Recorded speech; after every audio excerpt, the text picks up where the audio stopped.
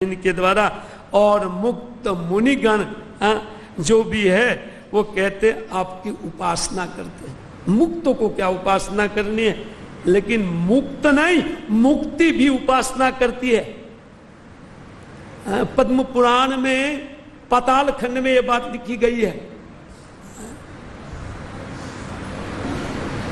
एक युगधामा नामक एक ऋषि जिन्होंने एक कल्प पर्यंत सूखे पत्ते खा करके उन्होंने भगवान का चिंतन किया था, वो भी चिंतन में उन्होंने राधा कृष्ण को गलबा ही देते हुए ऐसा चिंतन किया था। कितना? एक कल्प पर्यंत।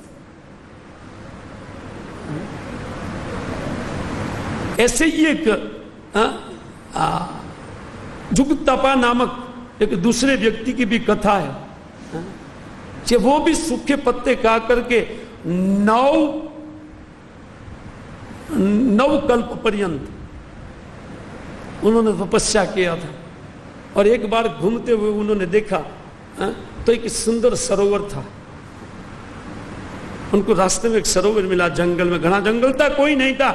उन्होंने देखा सामने तट पर एक अद्भुत स्त्री तपस्या में रत थी। उनके अंग से कांति निकल रही थी, उनकी दीप्ति के कारण ये सब जगमगा रहा था पूरा सरोवर। वो कुतूहलवश वो उनके पास गए।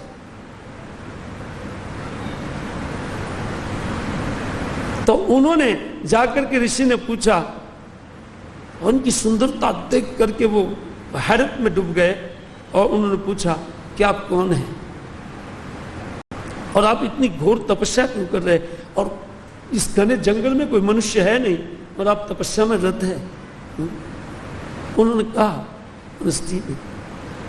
कि मैं ब्रह्म विद्या हूं। क्या हूं?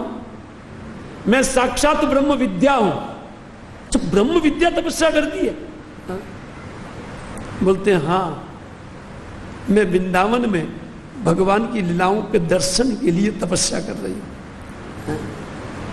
उन कृष्ण का साक्षात्कार के लिए मेरी लालसा है कि मैं उनका तपस्या, अरे ब्रह्म विद्या साक्षात तपस्या करती है, जिनका दर्शन प्राप्त करने के लिए श्री कृष्णचंद्र का और महाप्रभु की कृपा से हम बद्ध जीवों को, उनमें पापी से पापी जीव को भी गिफ्ट में मिल जाता है। केवल थोड़ा हरिनाम जब कोई व्यक्ति कर ले, इसी से इन सारी बड़ी बड़ी तपस्या से जो फल नहीं मिलता है वो फल प्राप्त कर सकते हैं। जो ब्रह्म विद्या को प्राप्त हुआ कि नहीं हुआ उसका वर्णन नहीं है वहां पर। जैसे उद्धव महाराज को ब्रज में वो तिनका बने, लेकिन उनको वो तिनका बन करके उनकी कृपा मिली कि नहीं मिली ये वर्णन नहीं है।